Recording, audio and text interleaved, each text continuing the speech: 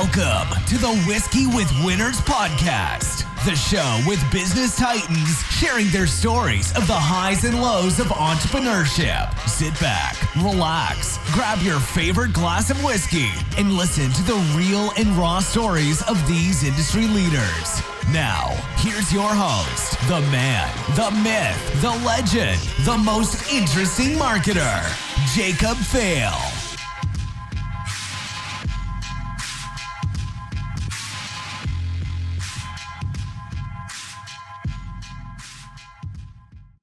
What's up, everybody? It's Jacob Phil, the most interesting marketer. And today on the podcast, the Whiskey with Winners podcast, we have a very special guest.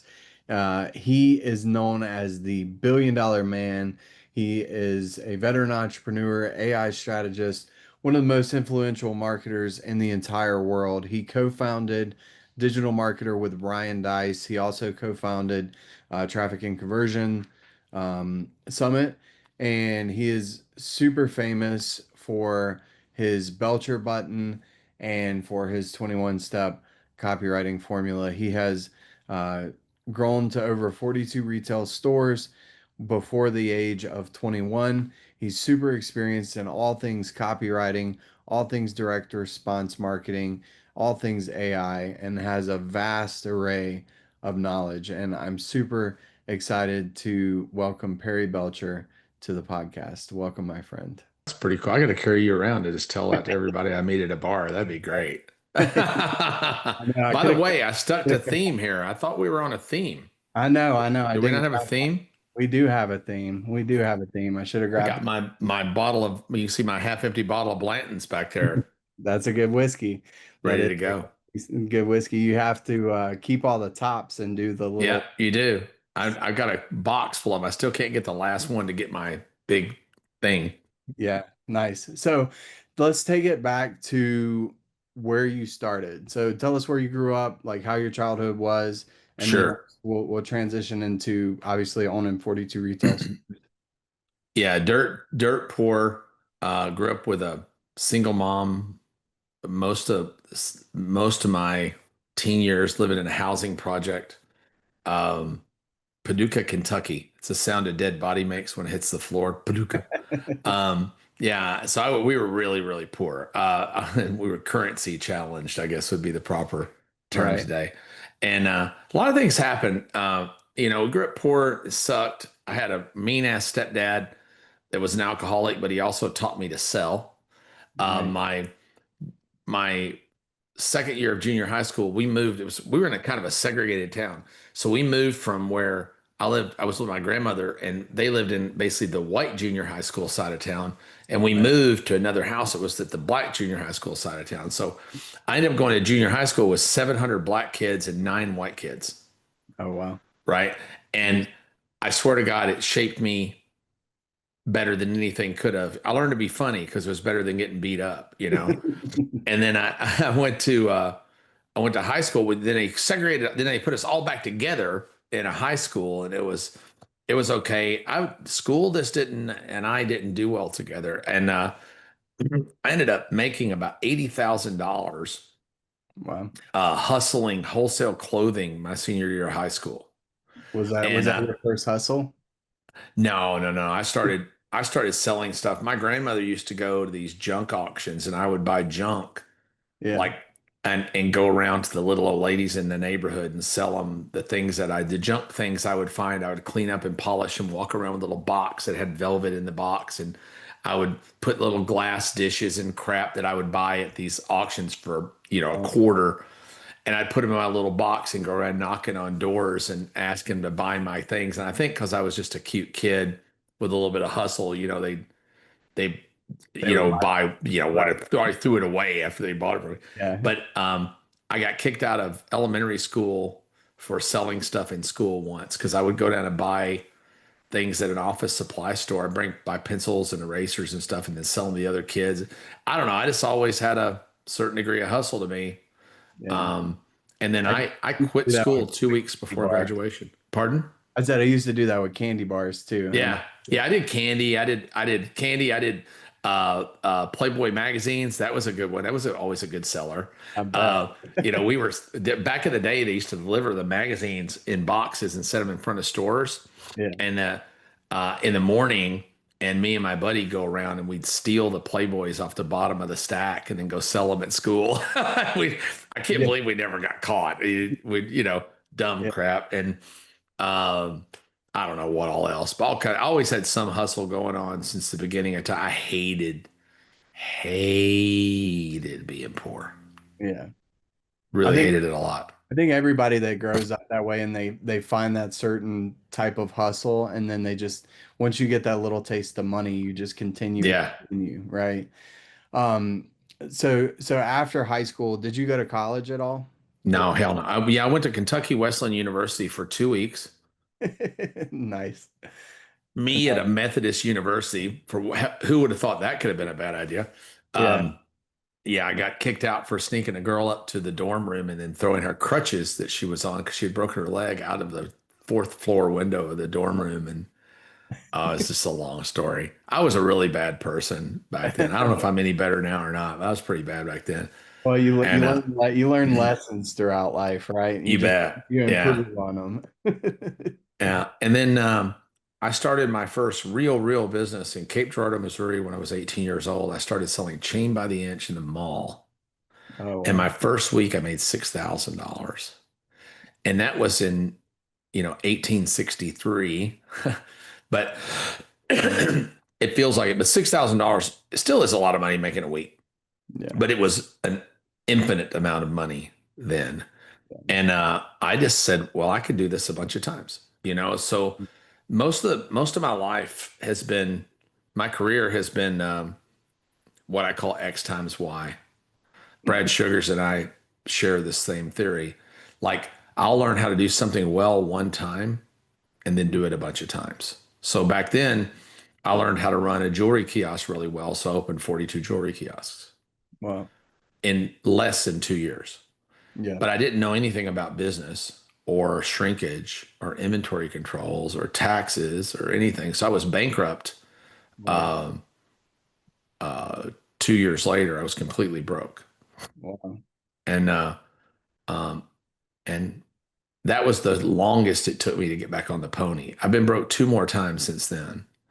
And then, but I haven't been broke, thank God, in about 20 plus years now. So hopefully that phase of my life is past. Yeah. So would you say that that's your biggest failure? Was that? Oh gosh, no, I had lots more. I failed a lot, but I had a lot of at-bats, right? I think what you realize is when you fail, and I failed miserably to the point where I was more depressed about that failure than I was probably my biggest failure. My biggest failure was in 2007. I was in the supplement business and I was doing around $30 million a year. I was making, my paycheck was $400,000 a month. So I was making 4 million, almost 5 million in salary, take another, so I was probably making 6 million, 7 million a year. And I got in a lot of trouble, almost went to jail. Wow. And I knew Ryan Dice through a mastermind that I was in with Yannick Silver. And I had to give the government all my money, all my real estate, all my everything. I went completely broke. But you know what the government doesn't want? You know what they never take from you? What? Your Debt. knowledge? Debt. That. So they left me with $3 million worth of debt. So I wasn't broke. I was sub-broke. Wow. And I didn't file bankruptcy, which I probably in retrospect should have. Right. And I spent the next 2 years paying off the 3 million, negotiating down and paying off the 3 million, working with Ryan. Yeah. And that's when we started DigitalMarketer. And we built that into the largest digital marketing training company in the world. We did around 24 million, I think, at our peak a year there.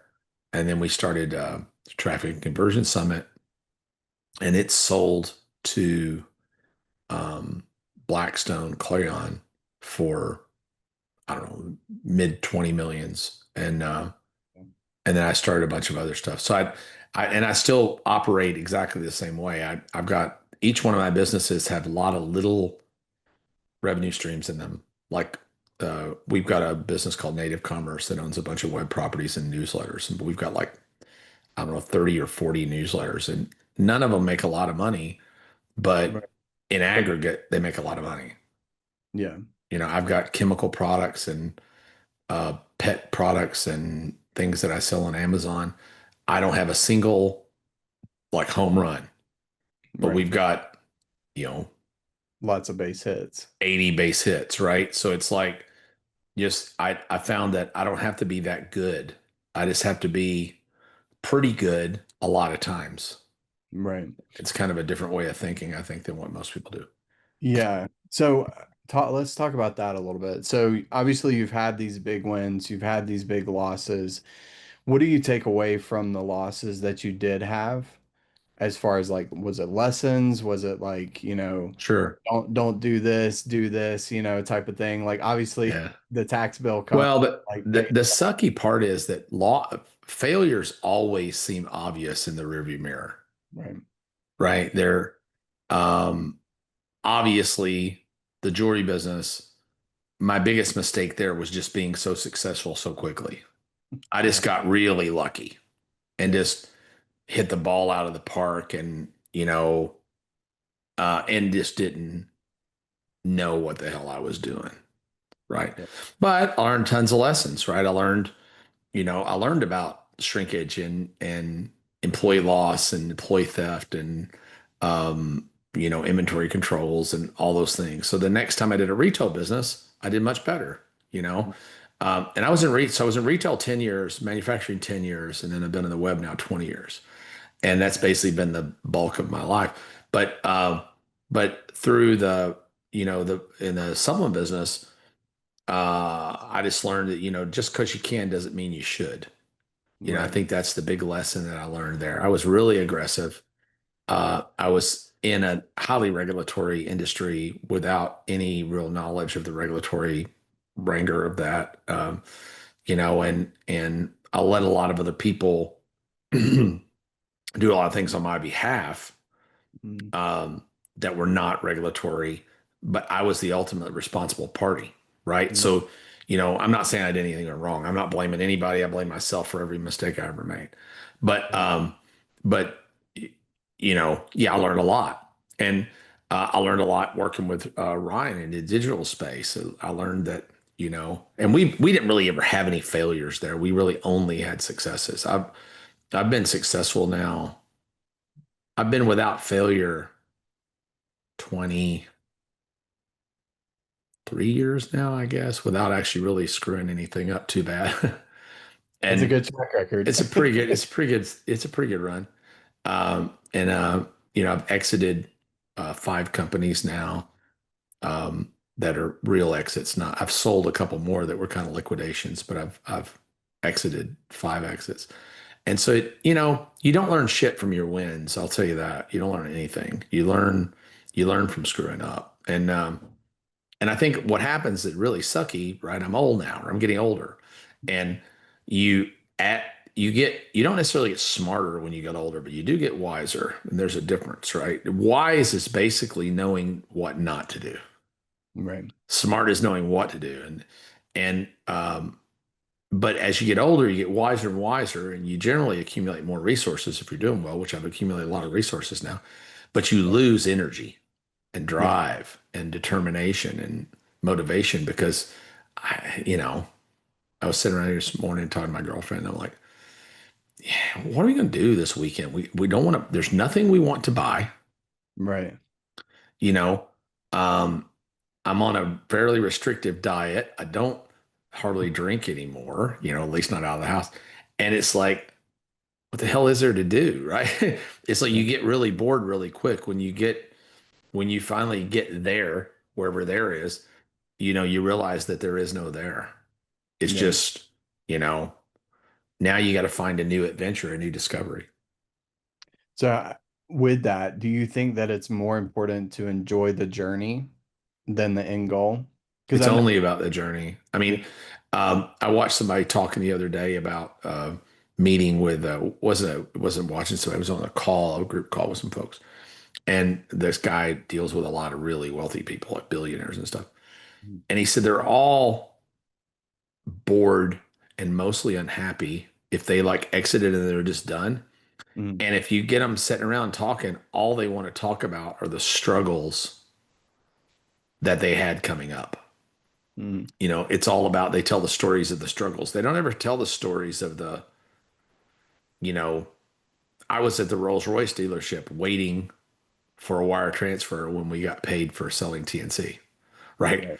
Right. Right. Not a terribly interesting story. I could tell Right. you 100 stories of Ryan and I screwing things up and making huge mistakes and Yeah. how we fixed them and how we patched things up and and all kinds of dumb stories that would be way more interesting stories you Yeah. know so you know I don't know, it's definitely the journey. So you got to work to figure out a way to motivate yourself after you hit a certain level of success, because if I mean, barring some catastrophic thing happening, Yeah. I don't think I'll ever run out of money anymore, right? So the fear of that is largely gone, which Yeah. that's always been my driver. I never Right. wanted to be rich. I just didn't want to be poor. Right. Well, now I'm not poor. The odds of me being poor are pretty slim. So now what do you do? Now what's your motivator? You got to figure out a new motivator. And I would love to tell you I figured it out, but I haven't. Yeah. And a lot of people. Ex-wives is my motivator. I've got 4 ex-wives. So Oh yeah. if you want to be motivated, get yourself 4 ex-wives. Yeah, most people, and I appreciate that, because most people, they keep pushing the field goal further and further and further along, right? So they keep wanting for something, and I'm guilty of this myself, is not looking at the journey currently and looking at the failures and looking at the wins and just continuing Take a on. minute just to be happy about what you've accomplished, right? Yeah. Let's talk a little bit about exits. So you exited 5 companies. What was the process of that? Because I'm actually going through an exit right now with one of my companies. Sure. Um, Yeah, we did 2 8 figures, 2 8 figures, and 3 7 figures. yeah. And I got one more low 8 figure in due diligence right now. So it's not, I don't own most of it. I only own a small part of it. Wow. And I owned two of my exits. That's not true. One of my exits was with partners. Three were not. Okay. Um, and so yeah, the process is very different depending on who you're selling to. Like we sold TNC to Blackstone. So Right. they're the biggest hedge fund in the world. Yeah. 90 lawyers in the tech string by the time that deal happened. It took 7 months in due diligence, 90 lawyers, 90 people in the tech string, mostly lawyers and accountants and Wow. some corporate executives, but 90 people and hundreds of emails. And,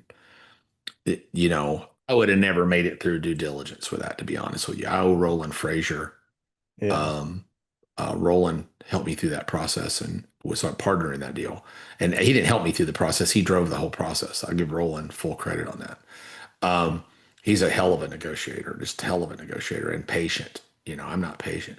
The others I was able to do, they were, one was an internal deal among friends where Mm. I bought out some partners and they bought me out.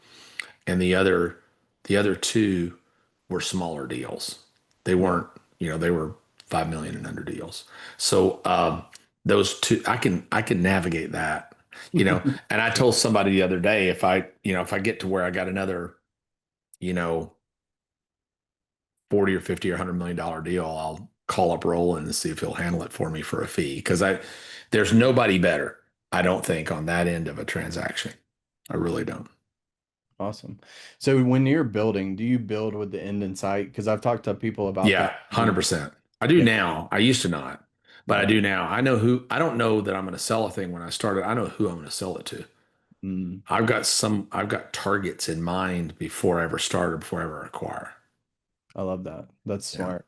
Because like with one of the companies that I built, I didn't think about the end goal in mind, and now I'm kind of like having to clean up a lot of stuff to make it the end A goal. lot of retro. Right? Yeah. And It'll so take you a solid year usually. If you're not really ready, it'll take you a solid year with a good advisor.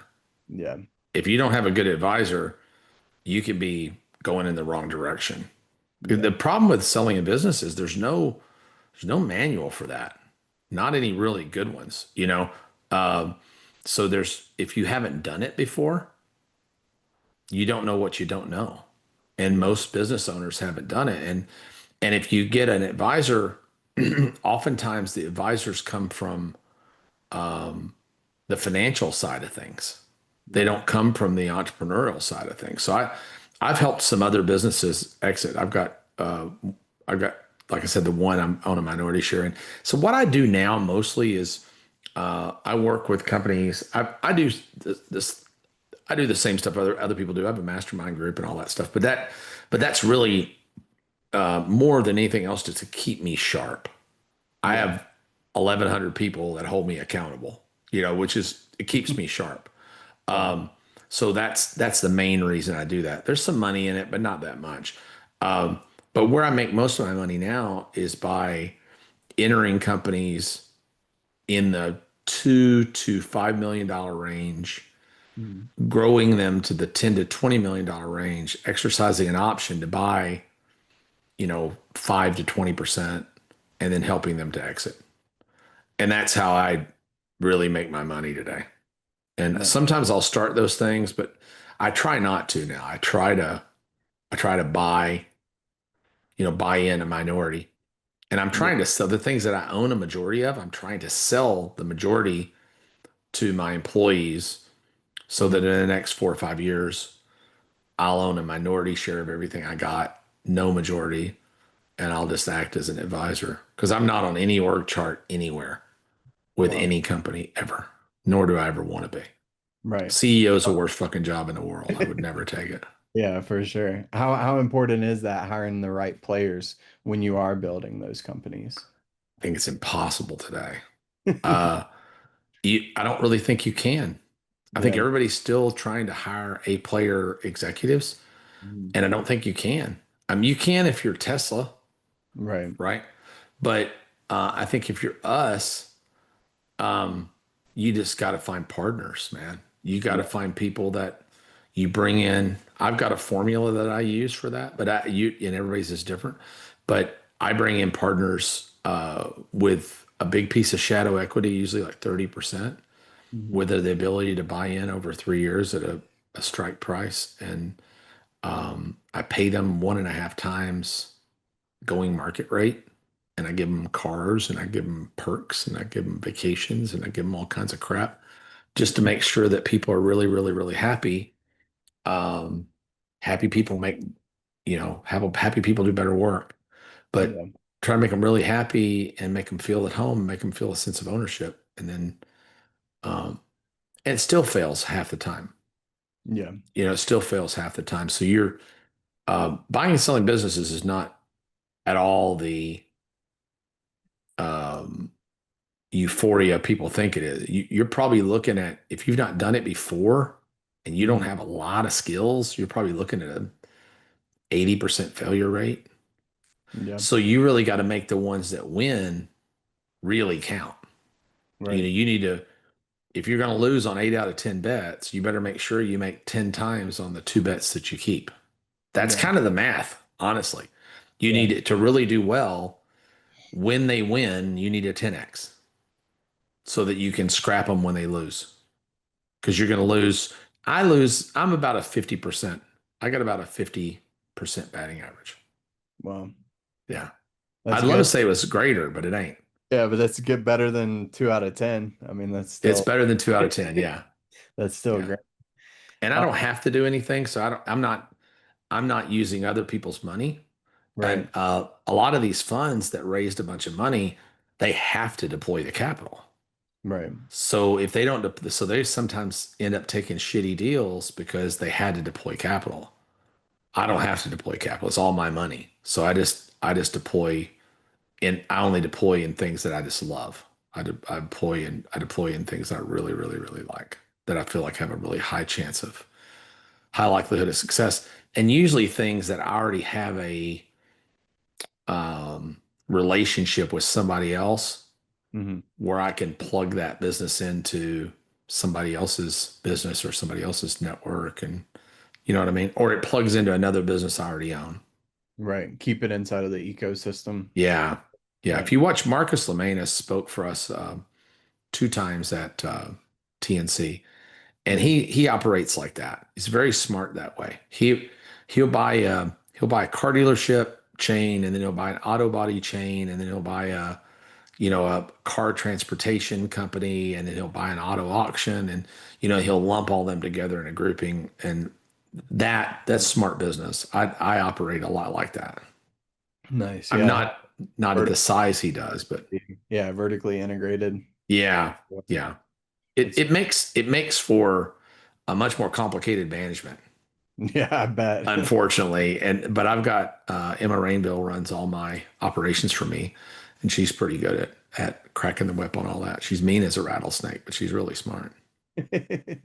Nice. So with hiring people, do you think, obviously with being in digital marketing and copywriting, do you think that AI is going to take over a lot of jobs?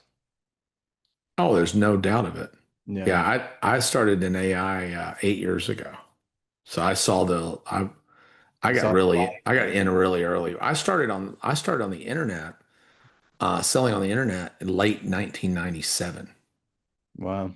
So that tells you a little bit. I'm usually pretty far ahead of the curve on stuff. So I got Yeah. into AI 8 years ago. I spoke on AI at TNC 7 years ago, telling Wow. people what was coming 7 years ago. And everybody thought, oh, that was a cool talk, but I totally don't know what to do with that, right?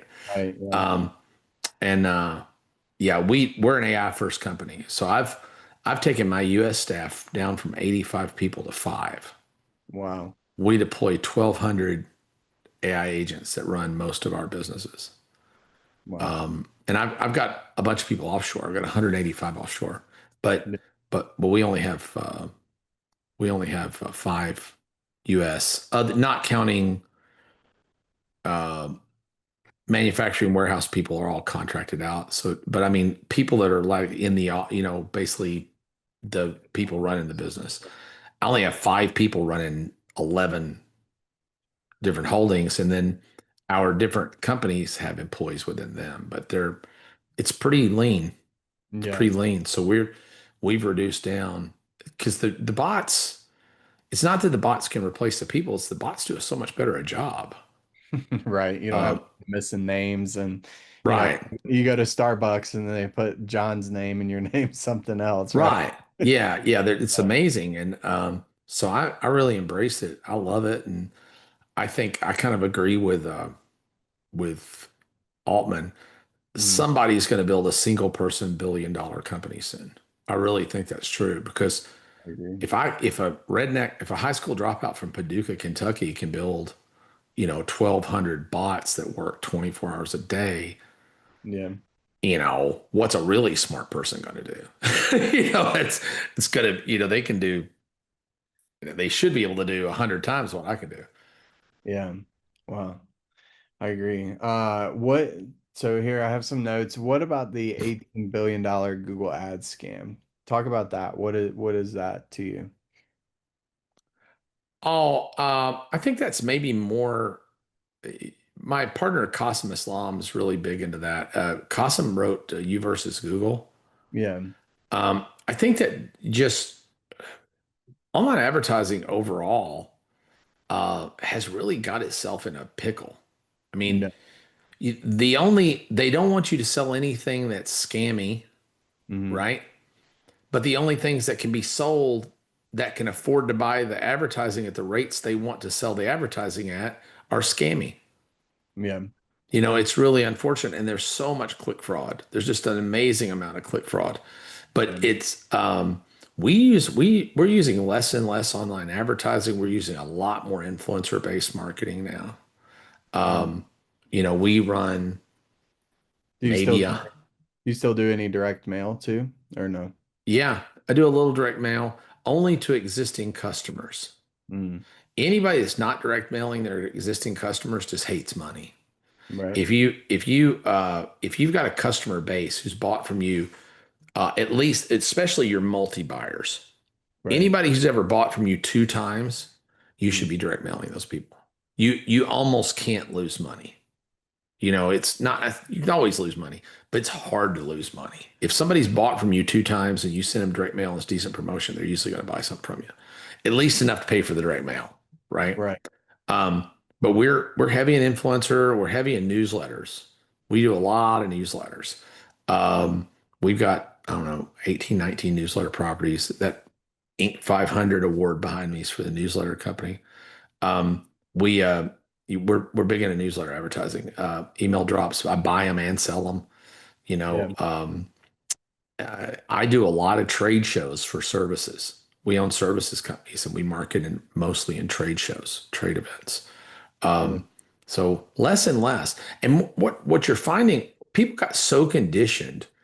It's a big advantage for me because I am old and I've been in retail and I've done trade shows and I've done, you know, classified ads and newspaper public and all kinds of shit. Right. Your generation, I don't know how old you are, but you look fairly young. Because I shaved for you. I got a haircut. Did you? So Yeah. your generation is, well, we'll go run Facebook ads and Google ads, and that's the only way to advertise a product. Yeah. And the problem is there's a really good experiment. You know the company Warby Parker? Mm-hmm. They sell eyeglasses, right? Yeah. So they started as a web company. They got bought, by the way. They're owned by the New York Times, which is really a weird company to buy an eyeglass company, but kind of makes sense. Anyway, they started off, with tons of venture capital. And their deal was we sell stylish glasses at reasonable prices and you pick them out. We'll send you 3 pairs of glasses and you keep the ones you like and yada, yada, yada. Well, their acquisition cost was about $300 a customer and their average first ticket was only $180. But they typically they're an odd company in that they sell eyeglasses as a fashion accessory. So instead of selling people glasses that buy 1 pair of glasses a year, their average person buys like 3.5 pairs of glasses a year or something. Yeah. So anyway, it kind of sort of worked out over time, but it was tough. The New York Times buys them. And the New York Times decides they're going to put a flagship Warby Parker store in Times Square. Mm-hmm. The most expensive real estate for retail in America. Right. They opened the store, and after a month or so, they figured out that their cost of acquisition at the store level was only $140. Wow. In the most expensive real estate in the world, when they were paying $300 acquisition online. Wow. And the people who bought in the store tended to buy more online after the fact than the people that started online. So now Warby Parker doesn't advertise online at all, and they've just opened hundreds of stores. Yeah.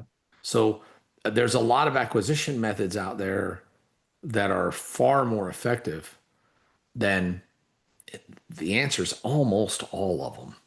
Right. Even SEO is cheaper than PPC. Yeah. If you pay professional SEOs to do SEO work, all of it, everything's cheaper than PPC. PPC is like the thing that we try to do it last. Right. We do it first if we're testing an offer just to see if the thing's got any legs. Right. We'll throw 10 grand at something just to see if it's got legs. Right. But we almost never make money. Yeah. We're just finding out that the thing, okay, the dogs will eat this. Now, what's the more efficient way to sell it? Right. So with that, obviously, if you're testing it, are you trying to liquidate ad spend using like an SLO and doing, just putting a really good offer out there and cross-selling or upselling, or, obviously if they bought, like talking about the eyeglass company, they bought that because people need glasses to read their morning newspaper. So are you structuring new offers that you launch based on doing an SLO or doing cross-sells or upsells, or do you just throw just a random offer, a really good offer out there and let it ride? Yeah, I don't know if it's known or not. A lot of if you knew it, I invented the tripwire offer. That's me, right? Okay. Ryan Dice and I invented that offer one night sitting in I actually invented that offer sitting in a Del Mar, California hotel room at 3:00 in the morning once. And I made millions and millions and millions of dollars. The truth is, yes, I still do it. The ugly truth is most people can't. Right. And the reason why the low tickets have a real hard time right now because advertising costs are so high. Right. and the space is so crowded, and advertising used to actually be sold on an auction basis. It's really not anymore. Right. Google doesn't sell. It used to be if nobody was bidding on a topic on Google, you could advertise that topic for a penny. And then if Right. I came in and I want to pay 2 pennies, then we got in a bidding war. Now Google's just said, hey, oh, they're in, you know, roofing, start Mhm. at $12 Right. a click. It doesn't work like it used to. So the challenge is you really can't hardly self-liquidate those offers anymore. Um, and what's happening as a result of that, we owned TNC. Clarion shut that event down this year. Yeah. Russell Brunson owned Funnel Hacking. They shut it down this year. Grant Cardone owns 10X. They shut it down this year. I own conventions.com. I'm in the convention industry.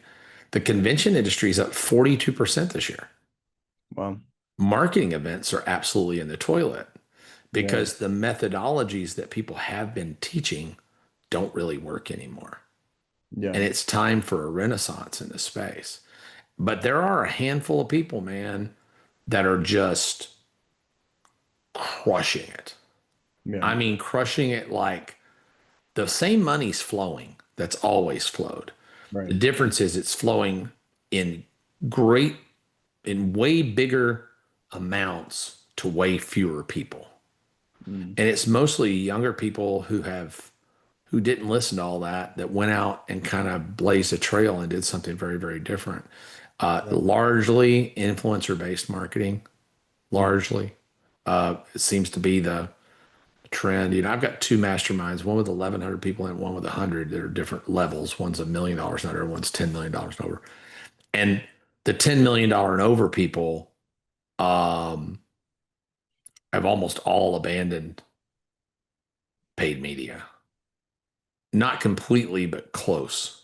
Yeah. It depends on what they are. If they're in really expensive services like CPAs or Mm. things like that, it still can be effective. Mhm. It's much more effective today to sell expensive, really expensive stuff with PPC. Yeah. Selling cheap stuff with PPC, you're just it's a bloodbath, man. It's Yeah. all on the platforms. It's on, if you want to sell books, you sell them on Amazon. You want to sell courses, you sell them on Udemy. I don't sell courses anymore to speak of. I mean, every now and then I'll run an ad for a course, but it's very rare. I'm not building them to sell anymore. We do live workshops and live events, and those are doing okay, kinda. But travel cost is really expensive. There's a headwind on so much of that industry. I Yeah. don't really like it, to be honest. I like my chemical products and I like my service businesses. I like my newsletter businesses and Yeah. I like my septic tank business and shit like that. It's way, Yeah. I way prefer those businesses over, um, the guruing Yeah. business. Do you think that influencer products or info products and webinars, are they dying? Do you think that's a dying breed, or do you think it's going to continue, Well, forever? my business partner, one of my business partners is Jason Flavin. Oh, okay, nice. So, I was actually Jake, on his and Onyx webinar yeah, yesterday. okay. Yeah. So Jason and I own a driven mastermind with a Qasim Islam. Yeah. And they're still making great money with webinars. I I personally can't. Yeah. I can't pull it off. But Jason's way better at that than I am. He's just super good at that. I don't know. I think it's tough, man. Even in the webinar space, you're looking at, paying X dollars of registration and then having maybe 25% of those people even show up, Yeah. you know, and maybe half of them stay till you actually ask them to buy something, and then maybe half of them stay around 1 minute later, you Right. know. It's just a lot of distillation down, but Jason makes it work. You got to be selling something relatively expensive, right? And I'm not a guy, I've never wanted to sell expensive stuff to broke people. I think it's, even if you can do it, I think it's a bad idea. It just, too much blowback. But So why do you think people buy things that they don't need? Oh, I know why. I know why. We've evolved about this much from cavemen. I Yeah. mean, Yeah. it's not a Yeah. joke. No, I I mean, know. we really have. We've Right. evolved. If you think about the brain in the back of your head, the reptilian brain back here is about the size of a walnut. It's 500 million years old. Yeah. 500 million years old. The limbic brain in the middle, where decisions are actually made, are is 150 million years old. The neocortex that surrounds all that is 3 million years old, right? Mm. We've only been speaking for 12,000 years. Yeah. So the brain that actually makes all the decisions that wants is this little brain in the back. So it wants everything. The the neocortex says no to everything. Right.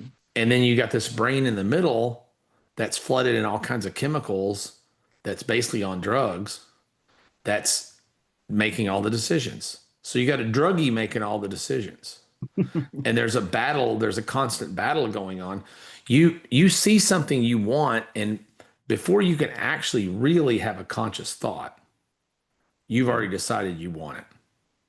Right? It's unk, right? You got 50 nanoseconds, right? 50 nanoseconds, you're attracted. 7 seconds later, you've made a decision. Yeah. Everything beyond that, have you read Thinking Fast and Slow? Mm-mm. Really great book. 7 seconds, you make all decisions in less than 7 seconds. When you think you're thinking about making the decision, you've already made the decision. Mm. Now you're just second guessing or justifying. Mm. Negatively, you're second guessing. Positively, you're justifying. And one of those two things is happening. And we want everything, man. Yeah. Cavemen, which we still are, right? Right. We want to be in tribes because that's what made us survive. You died if you weren't in a tribe. Well, how do you get in a tribe? You're a good hunter. Mm. You have high status. Mm-hmm. So we're always looking for things to improve our status that will elevate us to a better tribe. It's a if people understand the reason my copy's always done well. I've sold over $1 billion worth of product with my copy. And the reason it's always done well is I try to write to the caveman brain, Mm-hmm. and I never write with logic. I write for reaction, not for thought. If you try to write to the thing is, the brain back in the back here, it can only react. It can't think. It has no ability to think. It has fight or flight. That's all it has. It has no ability to think. It can only react. The brain that can think can't react. It has no ability or mechanism to react. The brain in the middle is setting between these two that are battling, and it makes the decision. If you can put this big no brain to sleep long enough, Mm-hmm. you can sell anything, right? So you think about it like, and they're probably ladies I'm going to offend right now. So I'm going to try to, I'm an equal opportunity asshole though. I usually offend everybody, but ladies are more proper than men are. They're less promiscuous than men are. And that's a fact. Most people think that's because they're the ones that select the breeding and all. None of that's true. It's the Right. fact that back in caveman days, if a woman got pregnant, she had a very high chance of death. She either died during childbirth, she got kicked out of the cave because she was fat and ugly, and her caveman boyfriend didn't want to bang her anymore. He wanted to bang the hotter girl, Yeah. or she couldn't contribute to the tribe. She couldn't pick berries. She couldn't skin animals. She couldn't do all the things. So they kicked her out, and she died. Wow. Right? This is very, very common.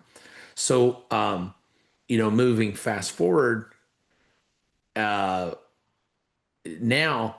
men buy sports cars and get fit and make money in order to show status to be in a better tribe. Women ride the elliptical and put on makeup to be more attractive to be in the tribe.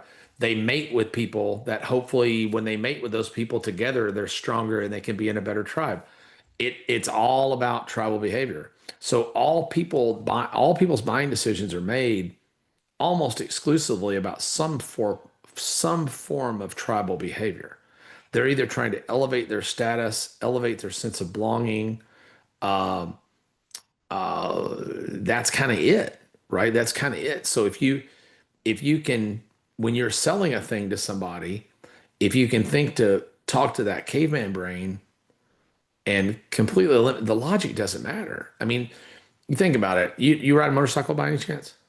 I used to till mine got stolen. What kind you have? A Gixxer 1000. Okay, I don't know what that is exactly, but It that's was a okay. crotch rocket. Yeah. Crotch rocket, yeah. Yeah. So that's its own culture. But like, if you look at, I've always asked, how many people have ever been to a Kawasaki rally? Right. There aren't any, Right. right?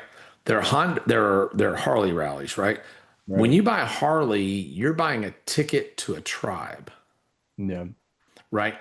And they can sell an inferior motorcycle Yeah. for 3 times the price.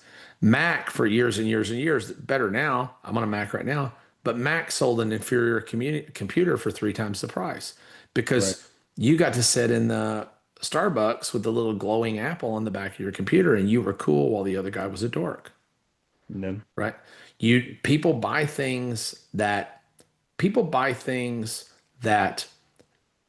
remind themselves and tell others who they are because we want to be recognized as members of certain tribes Mhm. because safety comes with being in a tribe. So that's why people buy things. They don't buy things, because it could decrease their status. That puts them in a worse tribe. They could Mhm. get kicked out of their tribe. It all comes down to tribes, man. It's so crazy that it's true, but it all comes down to tribal behavior. And when you realize that and you start talking to that, Yeah. then selling actually becomes really, really, really easy. Yeah. It really is. Yeah. That's true. Yeah, there was one thing that I went to an event and Marshall Silver was speaking there and he talked about how all we want is just a bigger cave. We're trying to get a bigger house, like that's Yeah. majority of people, they just want the next thing, right? And we're like I was talking earlier is we're always chasing that next goal or pushing that field goal down the line.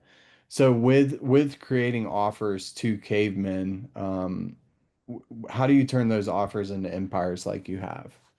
Because obviously you've Just do a lot of them. just that You simple. just do a lot of them. And I think that the biggest mistake I see most people make Mhm.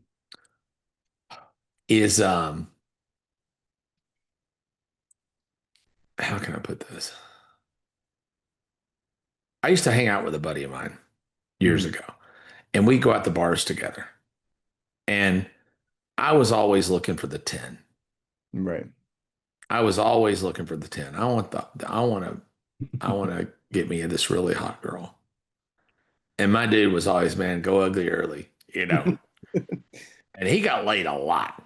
Right. I didn't get laid a lot. I got shot down a lot, right? The vast majority of the time.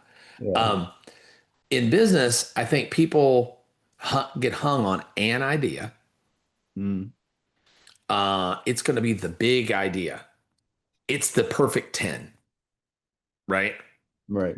And while they're doing that, I'm cleaning out trash cans. Right.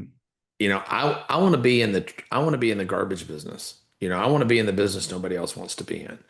I'll do something very small a lot of times, like I was saying before, X times Y.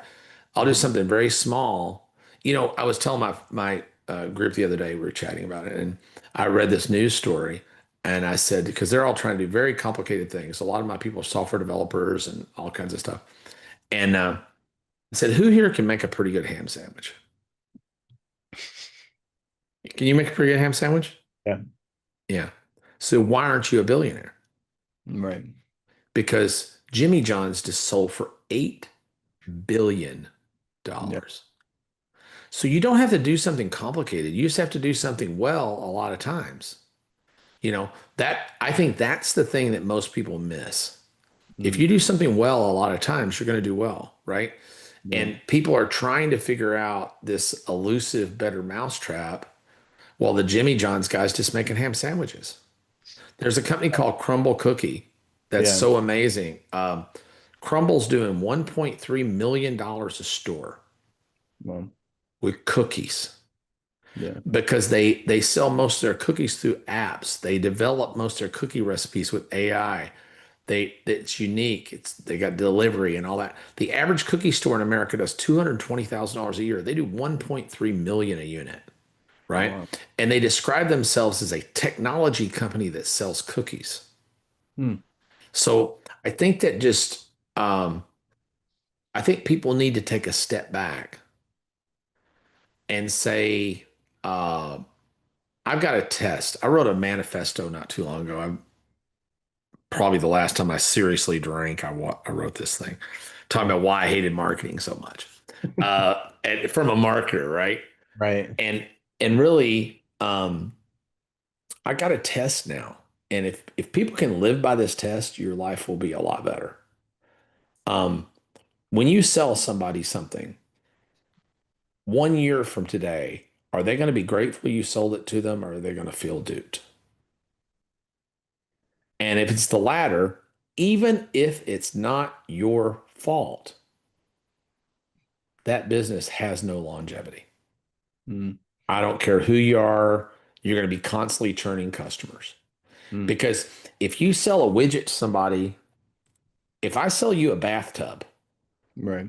and you don't like taking baths, you want to take a shower, in a Right. year from now, you're going to regret buying that bathtub from Yeah. me. And you're going to associate it to me because that son bitch talked me into that bathtub. I wish I'd never bought that bathtub. Right. It doesn't matter that baths are good or bad. It doesn't matter that you scammed them with a bathtub. It's Right. just, but there are stuff out there. There are people out there selling things that they damn well know people aren't going to get value from. And Yeah. if you know that and you continue to do it, you will get the exact level of success that you deserve. Right. And it's called shit is what it's called. It's called shit in a lake full of shit on fire with shit, right? Because it really is it not I'm not judging you good, bad, or indifferent. You're just not going to do well. That's just Right. the truth of that. If that's your modus operandi. Now I get to say that because I'm rich now. When I was poor, I sold all kinds of crap that I'm not proud of selling. Right. But Why do you think people push products that are not necessary for that client, right? I yeah. know why some people do, but why do you think there's a lot of companies that do push shit products that people shouldn't buy, Yeah, it's well, a Great. lot of it's just because of lies they've been told, right? So Yeah. like, bad math, they're bad at math. So if you take, for instance, let's take an ebook, Mhm. right? So here's the pitch for you should make a course. You need to sell a course and an ebook, and here's why you need to sell a course and an ebook because you make the course and it doesn't cost you anything to make it, and then it's 100% profit margin. Mhm. Right. Horse shit. Right. You're gonna pay sometimes 100% or more of what you take in on an ebook in advertising in order to sell it.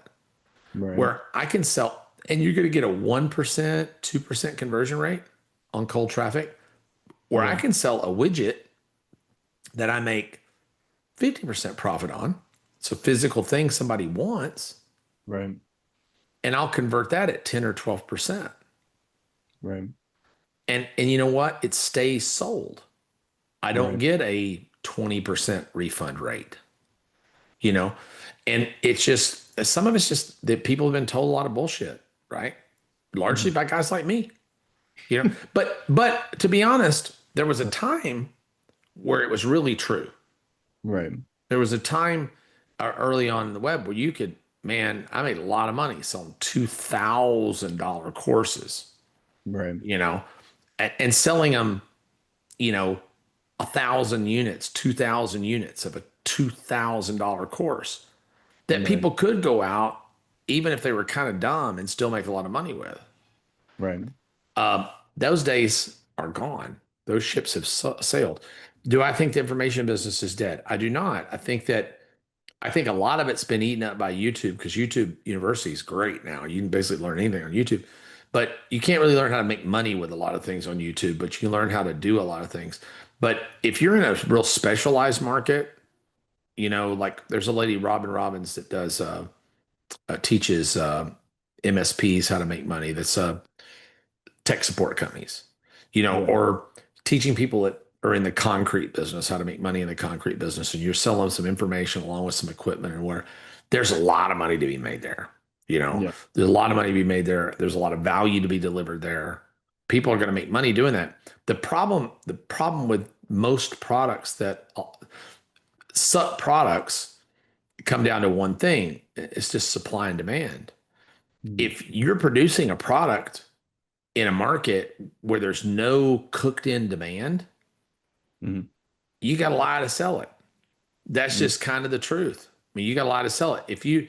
If I'm selling you training and equipment on how to level concrete driveways, right? Right. Well, there's a lot of concrete driveways that need to be leveled. Right. If I'm selling you a course on how to start a hot dog cart, people are going to buy hot dogs, right? But if I'm selling you an ebook on how to go start your own LinkedIn optimization agency or some bullshit like that, Right. there's no market for that. You have to go do what very, very, very few people can do. And that's create a market, then sell to the market. And if you haven't done that before effectively, it's damn near impossible for the average human being to do. I've done it. It's not fun, and it doesn't last long. Right. You see those businesses come and you see those businesses go. I've got little weirdo businesses that do $1,000, $2,000 a day. They've been doing it for 20 years. Well, selling physical products, a lot of chemical products and things like that. I've got one I'm thinking of right now. We do about $2,000 a day. It's seasonal, so it only works about 8 months a year. But we'll do $2,000 a day. We make $1,500 a day when it's running. I got one lady that runs it out of her house. wow. She's been doing it for me for 20 years. That thing, if my kids weren't so stupid, would have put them through college, and has bought me houses and bought me cars and bought me all kinds of shit, right? And it's just this one little dumb single page website. Yeah. But it serves a purpose. There's a market for that product that people go out seeking. Yeah. It's not me, hey, let me tell you about the problem you got, and now let me tell you how to solve the problem you didn't know you had 5 minutes ago. Dude, that's hard, man. Yeah. And so many people are trying to do that because on paper, it makes sense. You're like, oh, I'll sell bits and bytes. They don't cost anything. That's lower risk. It just doesn't work that way. Why do you think people do it backwards? Because they're told to. Yeah. And people are greedy and they're afraid of risk. Like if I'm going to go in a chemical business, well, I got to buy machines and I got to buy chemicals and I got to get a license and I got to do this or that. And there's some degree of risk to it. But it's usually the risk of those businesses is much lower than people think it is. Right. Most people think it's like, that sounds near impossible to do. And I love it, man. I love it when I'm talking to people about some of those business. Oh yeah, man, I don't do all that, man. I don't have to deal with all that. Right. Good. Yeah. Less competition. Don't. I got a septic tank business. Do you see me out there emptying the septic tanks? Right. No. Yeah. But guess what? People are going to be shitting from now to the end of time. Yeah. That business will never be AI'd away. Yeah. So I make a lot of money in AI right now. I teach AI, I implement AI. We own techstack.com that does tech implementation for AI. And I make a lot of money in AI. I make a lot of money in convention. I take all that money and I buy assets with it that can't be AI'd away. Because that's I don't buy, I've had Ferraris and Rolls Royces and all that big. I don't buy any of that crap anymore. And I figured out eventually rich people buy assets. Yep. Poor people buy shiny things. Yep. Yep. That was one of Robert Kiyosaki's, one of his books that I read. The Rich Dad Poor Dad was investing all your money into assets instead of liabilities. And I know that was one of the biggest books that had shifted my mindset whenever I read it. Yeah. And people won't do it because You know, there's I, uh, Steve Jobs fascinates me, and so does Elon Musk, really, and a lot of these other guys. They're all about eliminating noise. Mm. Eliminate noise out of your life and get to signal, right? Yeah. Read, learn.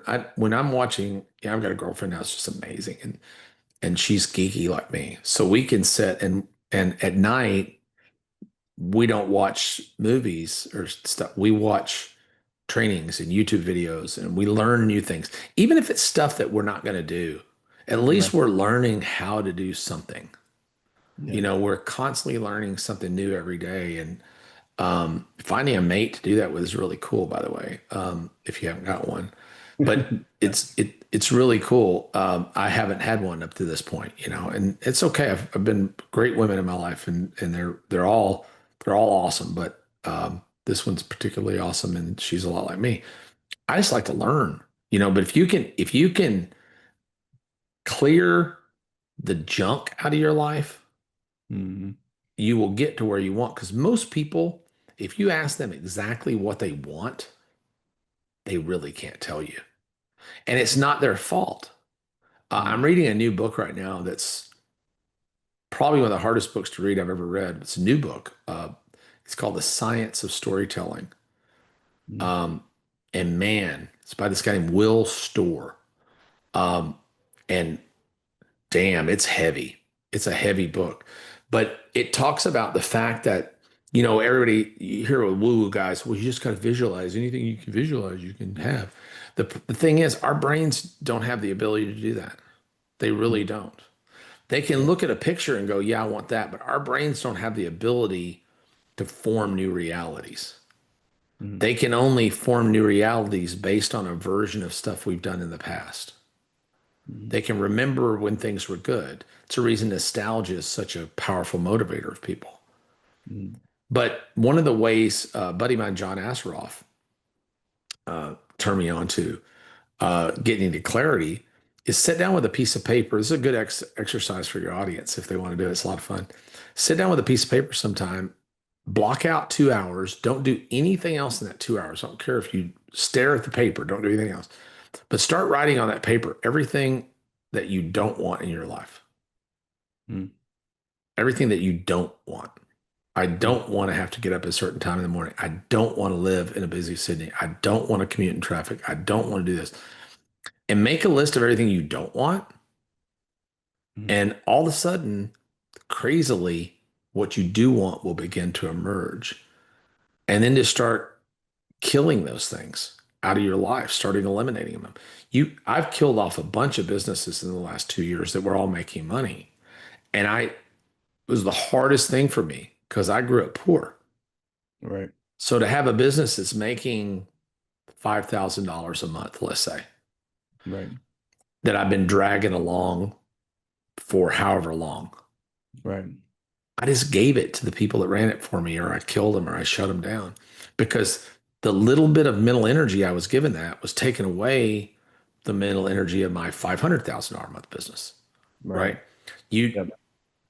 you just gotta, I still have a lot of things going on and I can mentally manage a number of things, Right. but you can't mentally manage everything. Right. And if you're fighting at home, I don't know very many people that are fighting at home that are making money. Right. I don't know very many people that are, um, sometimes you can't help but dealing with kids and stuff and things that happen in life, parents and health and things like that. But all that noise, 100% of it distracts from your ability to do well. It distracts from your mission. And I watched, John Daly is? John Daly, the golfer. Yeah, the golfer. Yeah. So Daly was telling this story on a video the other day. I was watching this really good story. He said, so I'm sitting in the clubhouse and me and three other golfers are drinking whiskey and shooting shit. And Right. Tiger Woods came in. It came by. And I said, come on, Tiger, come on, have a seat, have a drink. I can't, man. I gotta go practice. And he went out, and he was out there shooting for like 4 hours. He came back in and he said, he walked by us again. We're still sitting there drinking. I said, come on, Tiger, Sit down, let's have a drink now. You're done. He says, "No, man, I got to go work out." Mm. And he said the next day I saw him. He said, "Man, why are you such an asshole? You won't ever hang out with us." Mm. And he said, "Dude, if I had your talent, I'd sit and drink whiskey with you all night. But I don't. I got to work a lot harder, Yeah. you know." And he just he doesn't spend any time practicing his tennis swing. Right. He's a golfer, right? He focuses in, and all really great geniuses, uh, they focus 100% on the signal and eliminate the noise. And they're usually kind of known to be assholes because of that. You Yeah. know, most people see it as kind of being a jerk, but it's really not. It's being great. Yeah. How do you find that focus when there's so many shiny object syndrome and so many different things? Because obviously you have so many different businesses, you have key men in those businesses to run them. But how do you get to that point in your life where you do diversify versus, solely focusing on one thing? Because obviously Mark Zuckerberg, he's known for Facebook, Right. Elon Musk, Tesla, but now he's also doing SpaceX and the Boring Company. Right. I mean, I understand his whole reasoning because he's trying I'm to, much more I'm much more an Elon than a Zuckerberg. yeah, I've never been a person that really was able. My attention span is that of a gnat.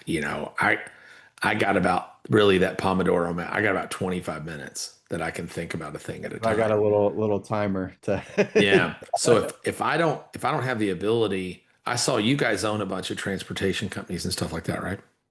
no, we have a ATM business. ATM is Yeah. so the I gotta shift gears every now and then. Yeah. I get really, really bored. If I'm doing the same thing all day long, my mind starts to drift. And, you know, so I like to do about 25 minutes of work on something, get up, take a 10-minute break, and Mhm. then go do a 25-minute block on something else, and that's kind of the way that I work. Um, I still have more going on than I should, Yeah. especially at my age. I just turned 60, so I'm not a young guy anymore. I should be doing considerably less. And I've gotten rid of, I had 23 business units a year ago, Well, and I'm down to either 9 or 11. Hell, I don't remember for sure, but five that really matter. Five that are really good sized businesses, and I'm trying to right now. I'm trying over the next 5 years to sell or give equity in those businesses to my loyal employees and partners so that I'm a minority owner in all those. I just want to be a minority investor from now on. That's really what I want to be.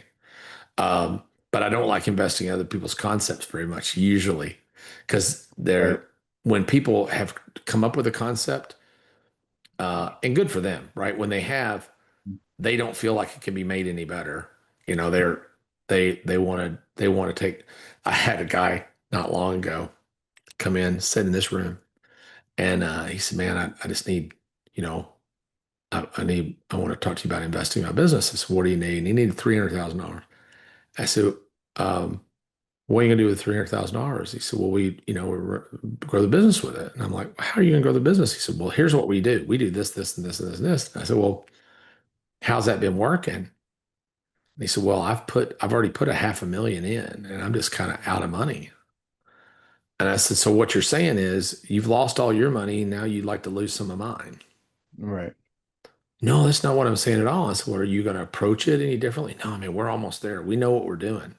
Yeah. I'm like, good luck with that. You know what you're Not doing to with the my tune money. of, yeah, Yeah. you know what you're doing to the tune. You're already tits up $500,000, right? Yeah. So people are just, if I had my dream, Mm. I would figure out where in the world there's a pool of people that were like me when I was 25 that would love an opportunity because I love bringing people into hungry people into business, Mhm. giving them money to operate, giving them knowledge, give them experience, give them concepts, give them assets, give them teams, and let them go run stuff. The problem is today, everybody wants to make a whole lot of money with no responsibility. And Yeah. they don't want to be ultimately responsible. They want, well, I'll do this part. Yeah, I had somebody this morning that I know very well. I know them to be very capable. And I said, hey, I want to do this thing. Do you want to partner up on it? And I know they're struggling a little bit money wise right now. And they say, oh man, yeah, I really want to do that. But I don't really want to do the day to day. Well, what the fuck you want to do then? Right? I Yeah. don't need another me. Right. I need an operator. Right. Right. But they just don't want to be responsible. And back, God, I would have slit your throat and buried you under a bush to have the opportunity. I'd be willing to give anybody with a nice warm pulse right now and Yeah. some ambition, but Yeah. it's harder. It's harder today. The cycle's changed. It's turning around though. I can feel it turning around. A lot of people have fallen into the Lamborghini ads and all that shit. And everybody's gotten screwed 3 times. So they're coming back to the reality that they either need to go get a job or they need to find somewhere. I'm a big believer in this thing I call entrepreneurship, and Yeah. basically bringing people into my world, letting them be an entrepreneur with kind of some training wheels. Yeah. Give them some resources, give them some experience, give them a few team members off my team because I had 185 people. Let's take a concept and grow it. That's what I'm looking for. That's what I'm looking for. People that want to do that. And if I had more of them, life would be a lot more fun. Yeah.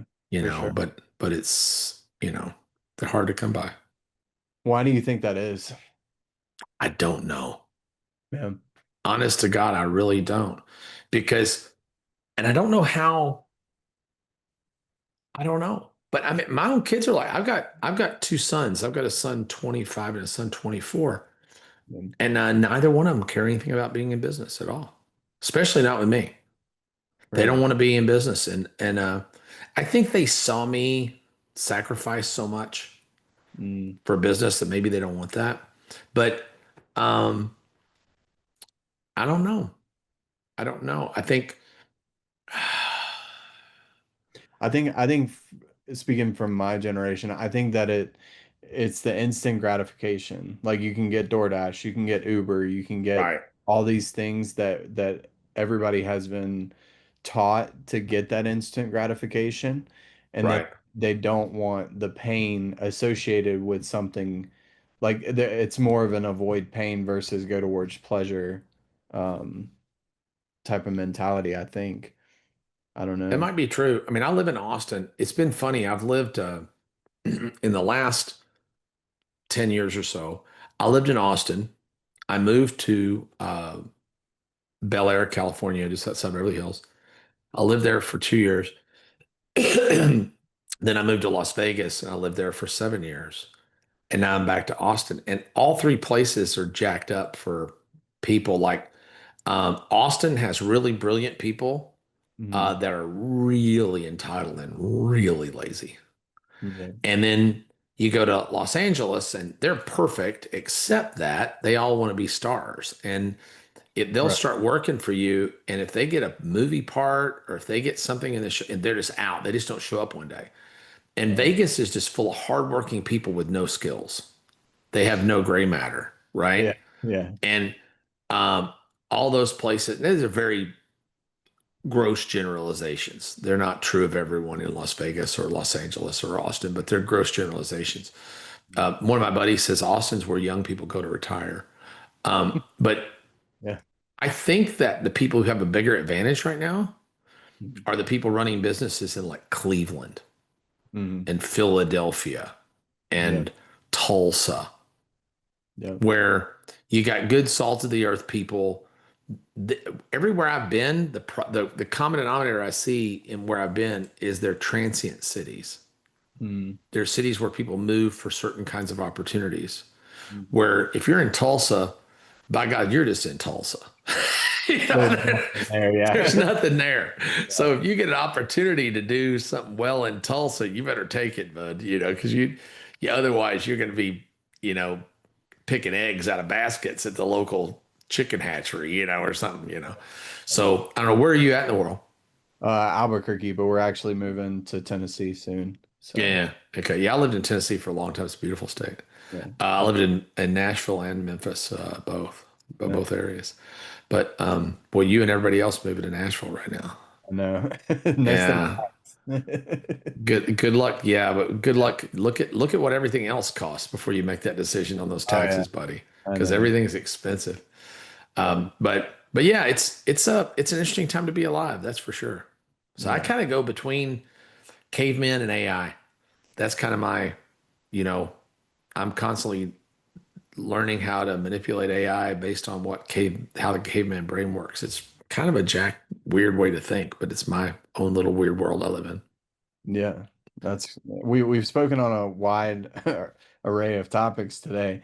So what would your last message to the world be? What would you say, like your 60-second thing? If you could leave a message to the world, what would you say?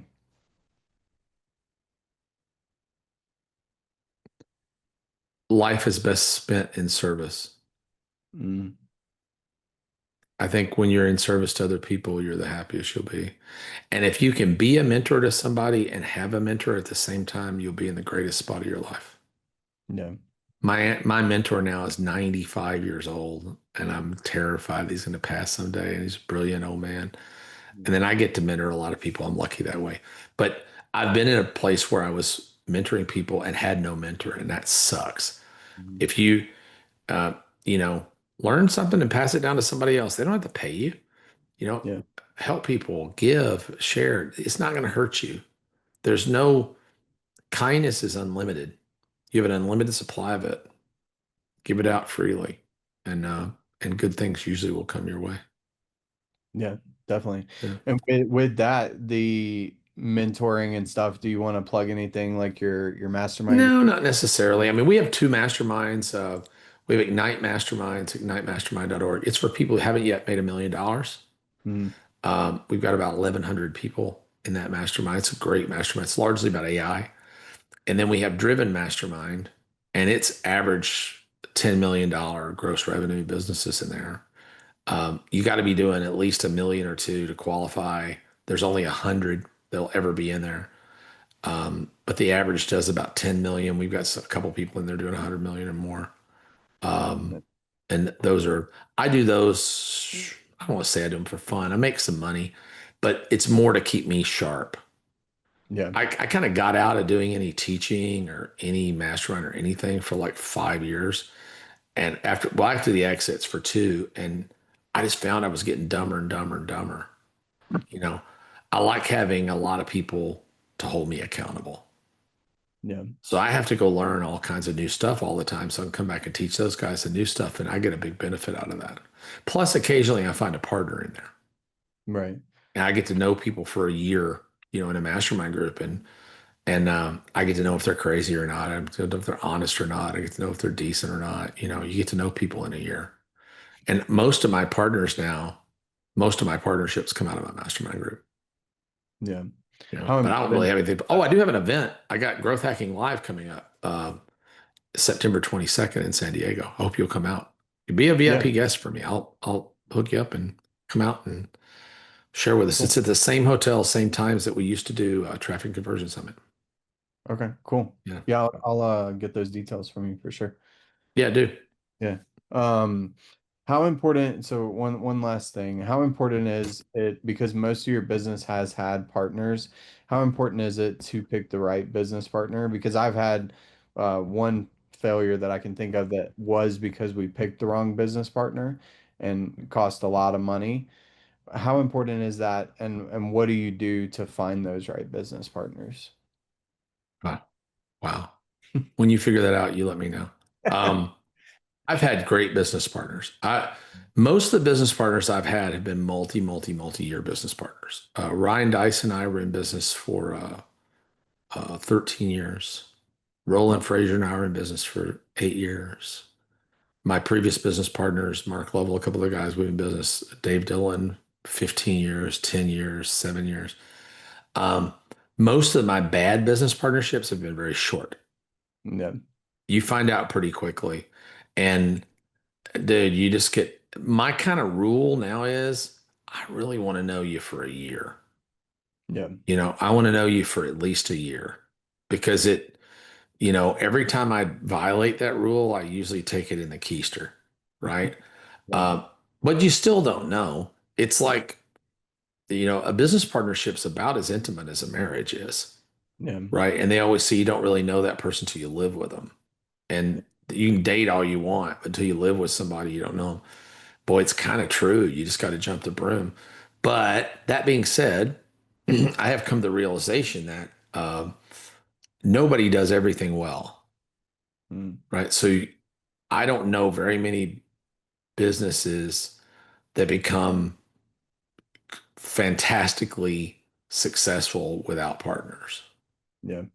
Not very many solo entrepreneurs really pull off like really super huge levels of success because you just can't hire that level of dedication, right? If you get it's a good partner is like a good marriage. If you got a good wife or good husband, it's great. There's nothing better than married life. But when it's bad, there's nothing worse than married life, right? Right.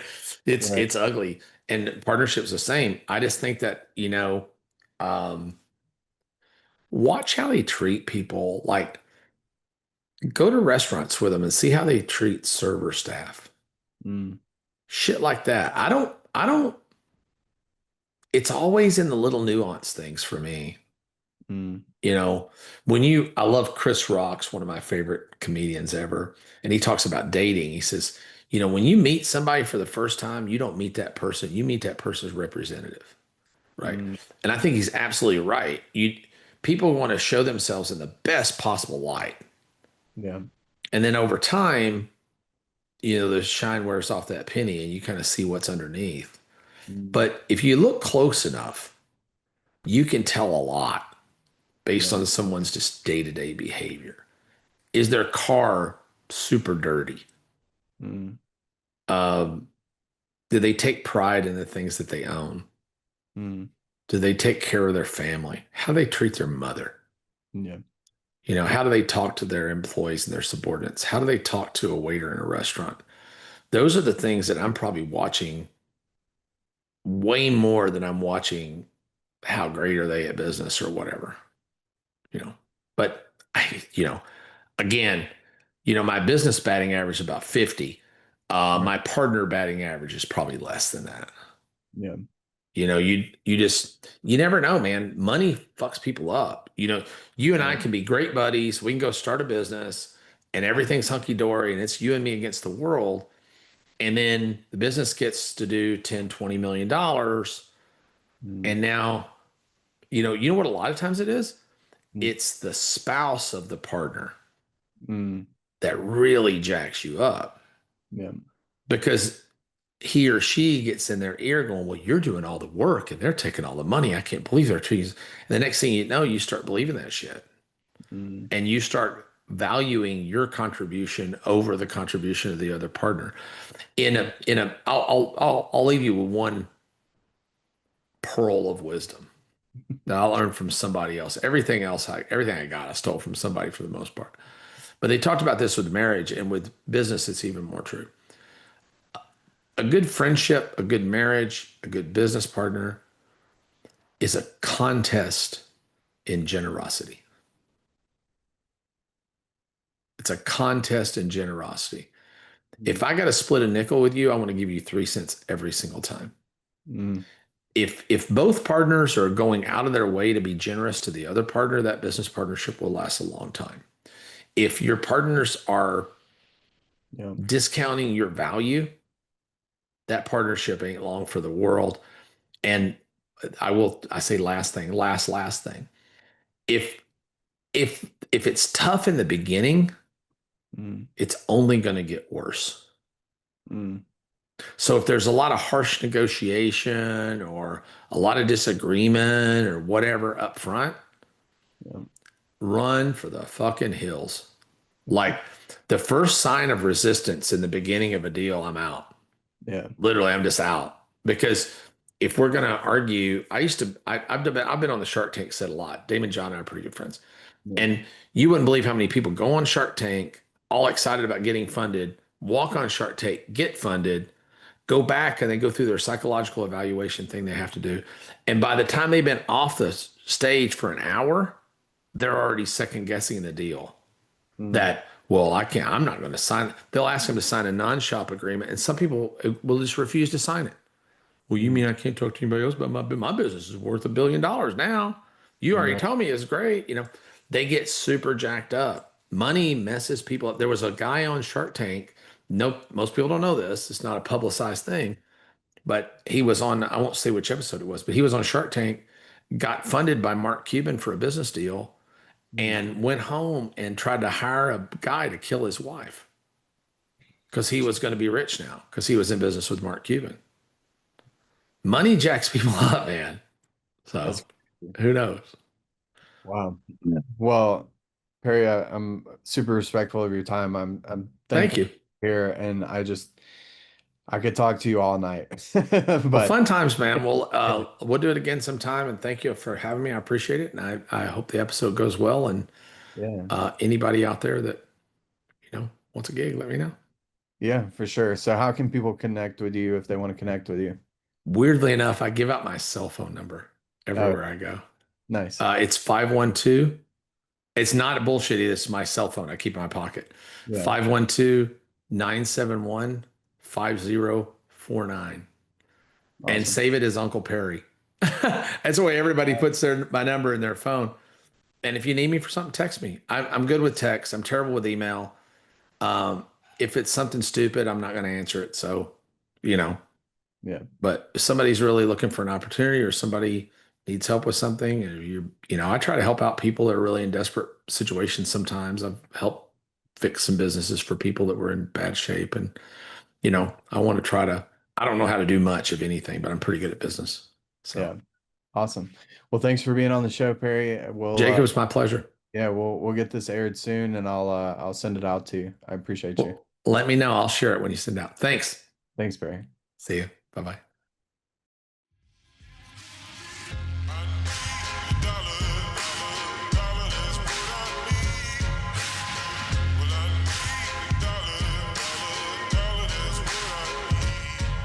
Thank you for listening to the Whiskey with Winners podcast, your home for real and raw stories of industry titans. Make sure to click the button below to subscribe. Follow our journey on Instagram at Most Interesting Marketer and Anchor, Stitcher, YouTube, iTunes, and Spotify. Remember to always stay humble, stay hungry, and stay focused.